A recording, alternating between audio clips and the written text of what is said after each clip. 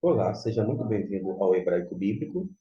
Nós vamos fazer a leitura de cada uma das palavras, lembrando que estão inclusas entre as 20 mais usadas no texto do Antigo Testamento. Uma outra observação que eu faço para você que está começando, quem sabe sua primeira vez, é que nós fazemos a leitura da direita para a esquerda, sempre consoante, vogal, consoante, vogal. A vogal pode estar embaixo, como neste caso, no meio ou acima, na parte superior. Portanto, temos o Aleph com o serê, neste caso, Aleph é mudo, e aqui nós temos a vogal, o som de E. Agora nós temos o som de T. E quando você junta, et. Esta palavrinha não é traduzida para a língua portuguesa, nem em outra língua. Por causa de quê? Serve apenas como um marcador de objeto direto. Quando aparecer, vai indicar que a palavra que vem na sequência é objeto direto do verbo que precede. Ainda assim, a gente pronuncia et. Não é traduzível, podemos dizer assim. A próxima palavra, bastante conhecida, nós temos aqui o equivalente ao Y, que tem em português um som próximo do I. Note que agora nós temos uma consoante vogal, temos o VAV com o pontinho acima, que é o Rollen, e a gente chama de VAV Rollen, mas tem um som de vogal. Assume aqui, então, a vogal. Nós temos I, O e U. E esta é a forma final do M. Você lê Iom. Iom, dia. Agora, esse pontinho aqui embaixo, que é o Hirik, ele sozinho já seria um som de I. Guarde isto. Sendo que quando ele é seguido por esse iode, que é equivalente ao nosso Y, você não vai colocar, digamos assim, já que aqui é som mudo, I, I. Você não vai falar I, e sim um I, e que eu faço somente para lembrar, mentalmente eu associo com um I com um chapeuzinho. I, eu já sei que é a junção desse Hirik e Yod. Então, aqui, consoante vogal, nós temos o som de I. E aqui, nós temos um som de CH, chá, x, x, chuchu, ou até mesmo como o nosso X em português, como na palavra xícara. E aqui a gente vai ter um som de CH, e desta forma a gente vai pronunciar ish. Ó, ish, ish, ish é homem. Uma palavra bem semelhante é a forma feminina. E a gente já sabe que tem o som de chá, né? E isso aqui na sequência, porque o pontinho aqui em cima está no lado direito. E abaixo nós temos uma vogal, que é o chamado alongo, que tem o som de chá, a consoante. Consoante vogal, chá. Então aqui a gente tem i e chá. O re não é pronunciado quando está no final. E não tem um pontinho dentro. Desta forma, não tem um som consonantal. Você pronuncia mulher ou esposa e chá.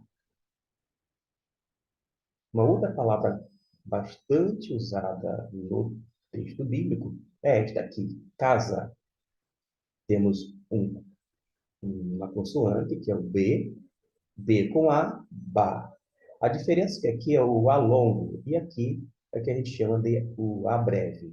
Mas o som é o mesmo, tá bom? Vejamos, ba, B com A, ba. Independente da posição, o Rilke poderia, caso não tivesse o A aqui, mas aqui do lado, formando o Rilke e o outro sempre, como neste caso aqui, ó, o I com o Y. Você vai pronunciar I. B com A, ba. Com I, bai. E aqui, som de T. Você pronuncia bite. Bite, casa. Agora, observe que na palavra a seguir, ele vai sofrer uma transformação, vou dizer assim, uma mudança na questão vocálica. Ele já vai ser pronunciado como B. Na sequência, nós temos o iod. Esse, quando você tem esse seria aqui, que é o E com o iod, algumas pessoas pronunciam. E já que você sabe que aqui é o T, você pronunciaria bait, bait. Outras pessoas não faz uso da pronúncia do Y, neste caso aqui. Desta maneira seria a pronúncia bait. Seja bait ou bait, eu deixo a seu critério. Bait, casa. A ideia aqui é de casa, casa do, de ou do. Na sequência, nós temos o L e o E, le, ou você vai pronunciar lé, seja aberto ou fechado. Nós temos o re, que é um som mais, vou dizer, raspado, gutural, e embaixo a vogal, E. No final, você tem o M. Então, a gente pronuncia lechem. Lechem, pão. Devido a essa construção aqui, houve uma mudança do A, e aqui é pronuncia com o som de E, houve uma mudança, e você lê da seguinte forma: Beit Lechem ou Bet Lechem. Seja pronunciando o iod ou não, a ideia é a mesma. Casa do pão. Casa do pão, como é que você traduz literalmente casa do pão? Como é que se traduz casa do pão? Na verdade, aqui geralmente é traduzido como Belém. Belém, justamente, a cidade de Davi e justamente a cidade onde Jesus nasceu.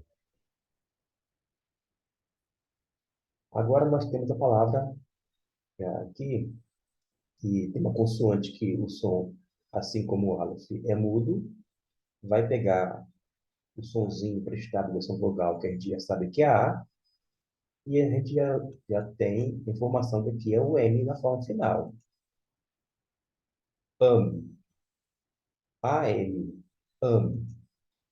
Esse ame é a forma plural para pessoas, mas pode ter, dependendo do texto e contexto, a ideia de povo, nação, grupo de pessoas e assim por diante. Você vê que, dependendo do contexto, pode ter um significado um tanto diferenciado, mas ainda assim possível de uma tradução adequada dentro, claro, do contexto. Agora nós temos uma palavra que significa, é uma forma muito comum, esta aqui, ó. Esta palavra é uma forma comum para o verbo, e se encontra na terceira pessoa, do singular masculino. Vejamos. Aleph com o A, Aleph não tem som, pega esse somzinho emprestado do A, A. Aqui nós temos A. Na sequência, temos o M, como ele aparece, essa consoante acima, é a forma, ele pode aparecer no início, no meio. No final, a forma varia. É esta acima, aqui, ó. M na forma final e M na forma tanto no meio e caso estivesse no início. Temos um M e embaixo um outro A, aquele A breve. E, por fim, o este, que é o som de R. Cá entre nós. Geralmente, as pessoas vão fazer a pronúncia com esse R aqui um tanto tremulado. O meu filho, ele consegue falar de forma com esse R tremulado. Provavelmente porque ele nasceu no outro estado da federação, em São Paulo. Já eu, como sou do interior do Rio, eu não consigo tremular. Ainda bem que a gente lida com um texto antigo do hebraico e não é utilizado para conversação, somente para leitura. Feito esta observação, eu pronuncio, devido à minha questão, vou dizer assim, regional, amar. Amar. Agora, você pode dar uma tremulada no R e parabéns por tal coisa. Vamos ver se temos mais algumas palavrinhas para encerrar. Temos aqui o re, é um som de R fraquinho, um H em inglês. H com A, ra. L com A, lá. E aqui é o RAF, é um som de CH alemão ou J em espanhol. Desta forma, você vai ler ralar. É uma forma aproximada, tá? Até porque eu não sou judeu. Ralar, ralar. Andar, ir. Pode ter também a ideia de entrar. Tem um outro sentido, mas agora não está vindo à mente, e por isso não vou pronunciar algo que pode levar ao erro. Mas fiquemos com esta observação. Quer você pronuncie corretamente conforme um judeu faz nos dias atuais. Independente disto, se você bater os olhos e se deparar com essa palavrinha, você já sabe que significa, no caso aqui, de andar, pode ter o sentido de ir e entrar. Finalmente, chegamos na palavra filho. Nós temos um bet, ou algumas pessoas chamam de beit, aqui eu chamo de bet, mas fique à vontade. B com E, B. E aqui nós temos o N na forma final. B com E, B. Com N no final, Ben. Ben, filho. E talvez você vai agora associar com aquele clássico, um filme que teve Ben-Hur, filho de Ur. Esta é a ideia quando a gente é, concebe um pouquinho uma outra língua, ainda que antiga, e a gente passa a compreender alguns vocábulos até então desconhecidos ou diferentes para nós. Espero que tenha ajudado você que está iniciando. E eu vou aqui, e eu fiz questão de deixar para o final do vídeo. Caso você chegou até o final, você vai ter a informação do motivo de não colocar aqui ao lado a transliteração. Eu explico rapidamente. Particularmente, quando comecei a aprender o hebraico, estava engateando e eu era muito dependente da transliteração. E hoje nós temos vários textos transliterados, mas fez com que eu ficasse muito dependente. Seria algo como a muleta, e eu andando de muleta o tempo inteiro. E não memorizava, porque eu me valia de um recurso que até então eu achava que era legal para mim, mas com o tempo, quando eu deixei de dar um período com o hebraico, eu vou dizer assim, entre aspas, desaprendi. Na verdade, eu não tinha aprendido, não tinha memorizado. Então, por mais que eu quisesse lembrar de algumas consoantes e vogais, eu fazia uma confusão.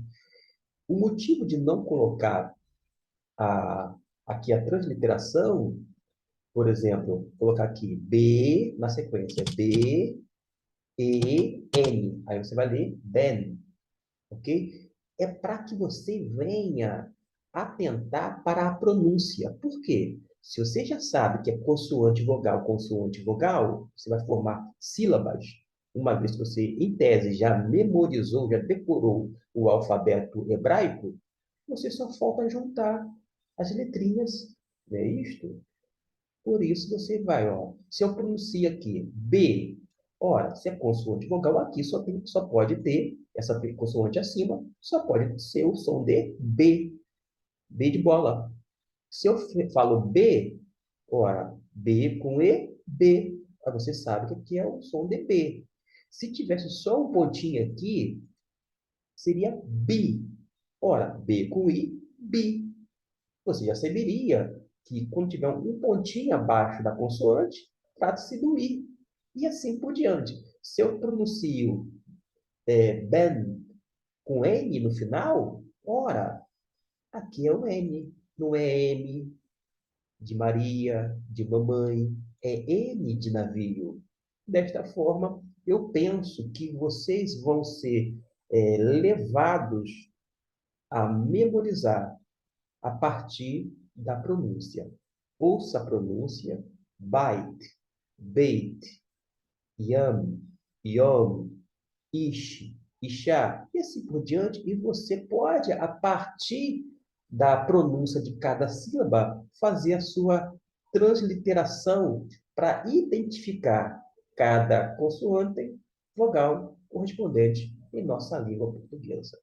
Eu deixei para o final, pode ser que muita gente ficou pelo meio do caminho, mas eis a informação para você que teve paciência e esperou até o último momento. Muito obrigado pela sua atenção. Deus abençoe grandemente no aprendizado do hebraico bíblico.